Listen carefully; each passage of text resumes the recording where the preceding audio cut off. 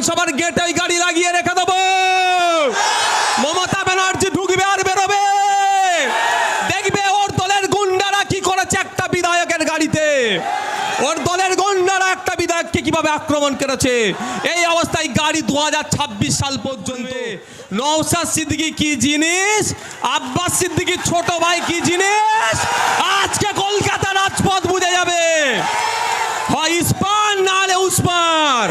আমার দাদু, আমি যার চতুর্থ প্রজন্ম, ব্রিটিশদেরকে খেদাও করেছে, তার রক্ত আমার গায়ে বইছে।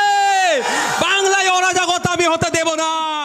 আপনারা সব একটু ঘুরে যান, চৌরঙ্গি মোড়ে আমরা যাবো। চলো চৌরঙ্গি মোড়ে অবরোধ হবে, চলো গুলি ফুলি যা হবে দেখে নেবো, আমি আসছি। চলো চৌরঙ্গি মোড়, যতক্ষণ না আরাবুল অ্যারেস্ট হচ্ছে চৌরঙ্গি মোড় থেকে উঠবো না। চলো চলো, এই দিক থেকে কেউ নয়, সব ওই দিকে। চলো চৌরঙ্গি মোড়ে, চলো চৌরঙ্গি মোড়ে।